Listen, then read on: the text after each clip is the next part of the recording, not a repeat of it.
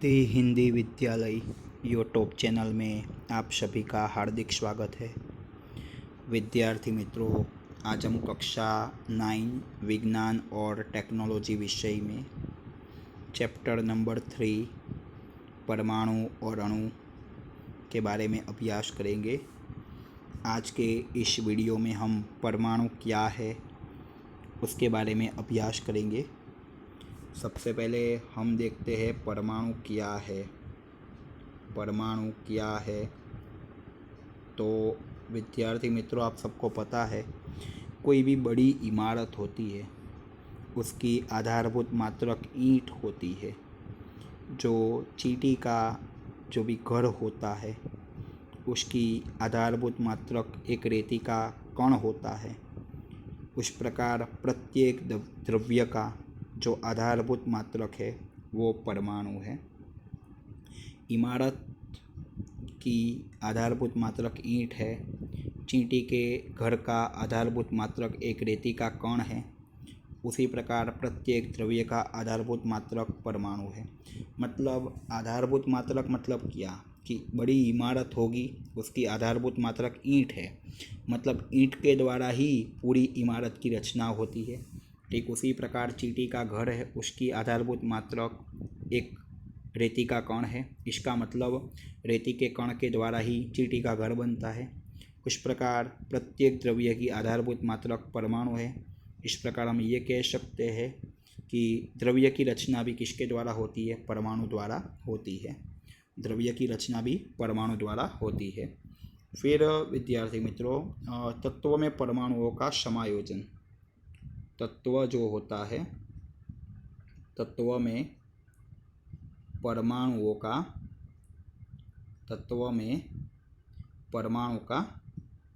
समायोजन। तत्व में परमाणु का समायोजन। तो आधुनिक टेक्निक द्वारा सतह की विस्तृत फोटो प्राप्त कर सकते हैं। आधुनिक टेक्नोलॉजी द्वारा सतह की विस्तृत मतलब बड़ी सी तस्वीर प्राप्त कर सकते हैं। एक सूक्ष्मदर्शी यंत्र है STM, scanning tunnelling microscope. STM scanning tunnelling microscope. इसकी मदद से सिलिकॉन की सतह की तस्वीर प्राप्त की जाती है। आप किताब में ज़रा देख लीजिएगा। स्कैनिंग टनलिंग माइक्रोस्कोप की मदद से सिलिकॉन की सतह की तस्वीर देखी जाती है। इस पर से हम ये ज़रूर कह सकते हैं कि तत्व में परमाणुओं का जो समायोजन होता है वो नियमित होता है। तत्व में परमाणुओं का जो समायोजन होता है वो नियमित होता है। STM scanning tunnelling microscope.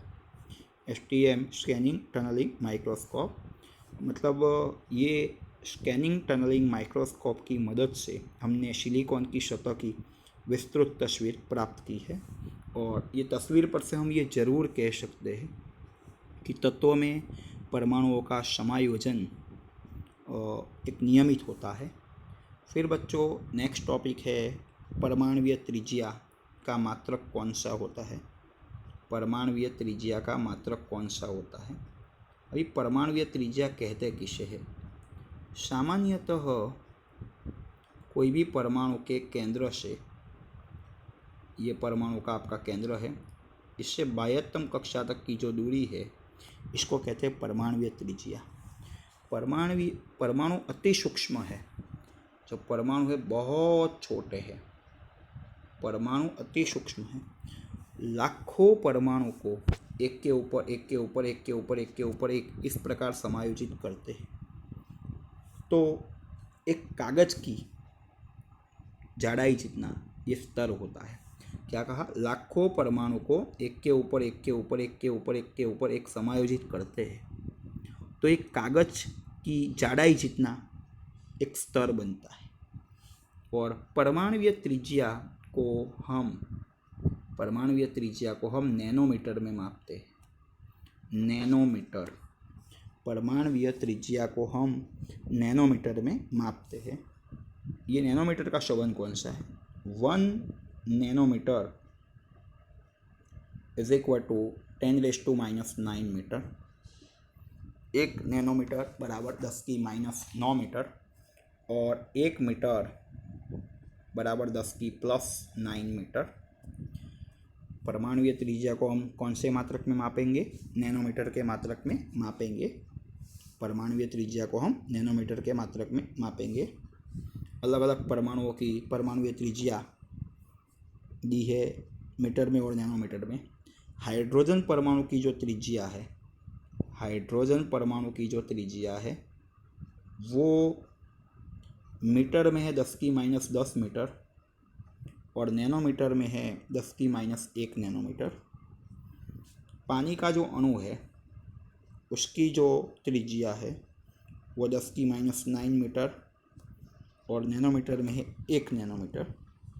Haemoglobin का जो अणु है, हीमोग्लोबिन जो हमारे ब्लड में होता है, उसकी परमाणुीय त्रिज्या 10⁻⁸ मीटर और नैनोमीटर में 10 मीटर।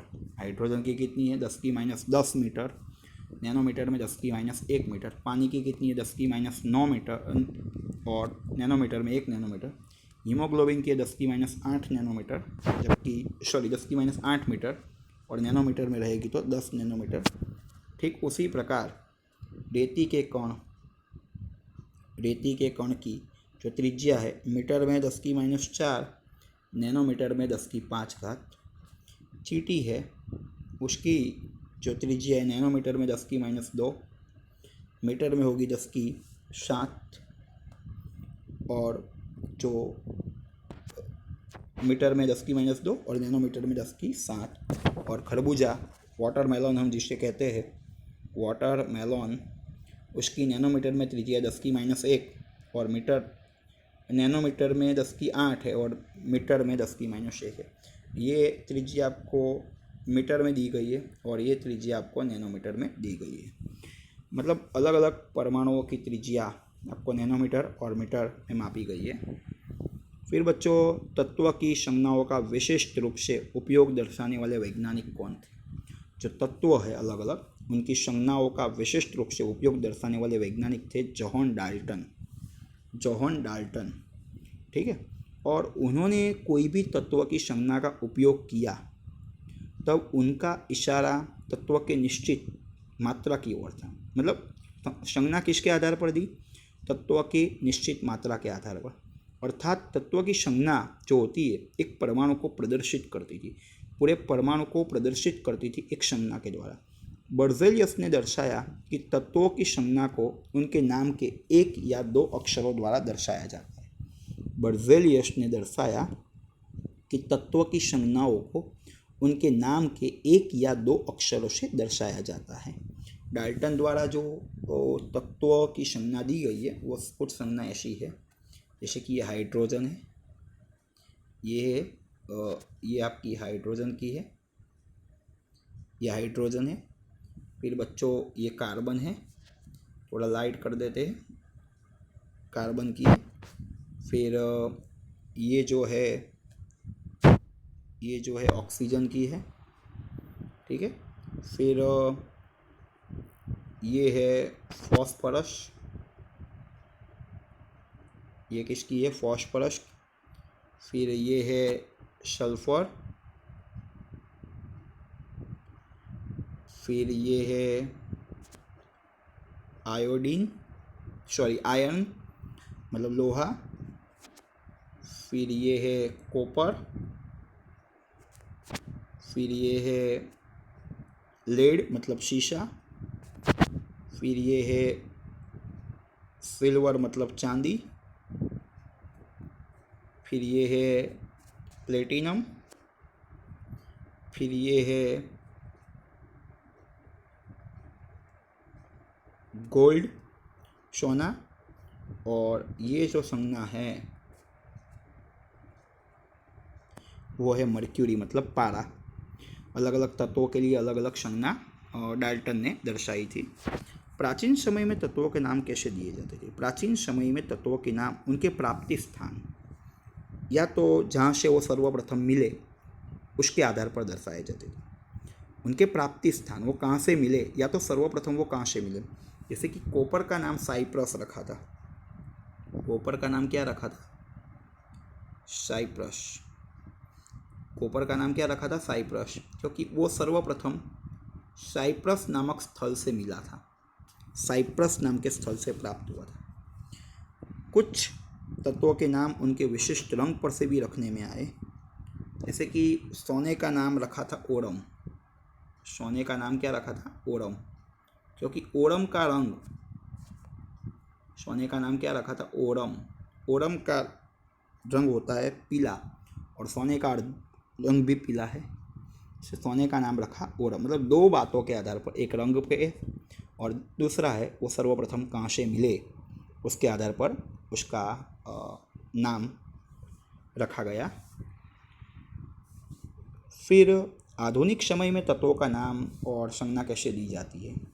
तो एक इंटरनेशनल स्टैंडर्ड है, IUPAC नामक एक संस्था है, international union of pure and applied chemistry. इनके द्वारा आधुनिक समय में तत्वों के नाम दिए जाते हैं और अधिकतर तत्वों की संज्ञा उस तत्वों के अंग्रेजी नाम के एक या दो अक्षरों से बनी होती है। कोई भी तत्व की संज्ञा है उस तत्व का अंग्रेजी नाम की एक या दो शब्द से बनी है। कोई भी तत्व की संज्ञा जब हम लिखते हैं तो उसका फर्स्ट लेटर जो होता है कैपिटल होता है और जो सेकंड लेटर होता है वो स्मॉल होता है। सेकंड लेटर होता है स्मॉल होता है। जैसे कि बता दूँ, हाइड्रोजन का है H, एल्यूमिनियम में 2 लेटर है तो पहला कैपिटल और दूसरा स्मॉल। कोबाल्ट में 2 लेटर है CO, पहला कैपिटल दूसरा स्मॉल। कुछ तत्वों की जो संज्ञा होती है वो अंग्रेजी नाम के प्रथम अक्षर और उसके बाद आने वाले कोई भी अक्षर के संयुक्त रूप से बनती है। कि क्लोरीन है, क्लोरीन का Cl, क्लोरीन। जिंक तो Zn, 2 लेटर में सेकंड तो स्मॉल ही होगा, पर कुछ तत्वों की संज्ञा उसके अंग्रेजी प्रथम अक्षर और उसके बाद आने वाले कोई भी अक्षर को संयुक्त रूप से जोड़ देते। कुछ तत्वों की संज्ञा उन तत्वों के लैटिन नाम, जर्मन नाम या ग्रीक भाषा के नाम पर से रखी जाती है। जैसे कि लोहे की संज्ञा Fe, उनके लैटिन नाम फेरम पर से रखी गई है। लोहे की संज्ञा क्या है? Fe, उसके लैटिन नाम फेरम पर से। सोडियम की है नेट्रियम। सोडियम की क्या है? नेट्रियम, उसकी संज्ञा Na है, उसके लैटिन नाम नेट्रियम पर से रखी गई है। टंगस्टन की संज्ञा है W, उसके ग्रीक नाम वोल्फ्राम पर से रखी गई है। फिर कॉपर की संज्ञा है क्यूप्रम, Cu, उसके लैटिन नाम क्यूप्रम पर से रखी गई है, क्यूप्रम। फिर सिल्वर की संज्ञा है Ag, उसके लैटिन नाम आर्जेंटिनम पर से रखी गई है। फिर लेड की संज्ञा है Pb, उसके लैटिन नाम प्लम्बम पर से रखी गई है। गोल्ड की संज्ञा है Au, उसके लैटिन नाम ओरम पर से रखी गई है। पोटेशियम की संज्ञा है K, पोटेशियम की क्या है? K, उसके लैटिन नाम कैलियम पर से रखी गई है। मर्क्यूरी जो है उसकी संज्ञा बनती है Hg, उसके लैटिन नाम हाइड्रोजीरियम पर से रखी गई है, हाइड्रोजीरियम पर से रखी गई है। इस प्रकार तत्वों के नाम को हम तत्वों की संज्ञा के द्वारा दर्शा सकते हैं। धन्यवाद विद्यार्थी मित्रों। यदि ये वीडियो आपको पसंद आया हो तो इस वीडियो को लाइक कीजिएगा, अपने मित्रों को शेयर कीजिएगा और इस सिद्धि हिंदी विद्यालय यूट्यूब चैनल को सब्सक्राइब जरूर कीजिएगा ताकि आने वाले वीडियो का नोटिफिकेशन आपको जल्द से जल्द मिलता रहे। धन्यवाद।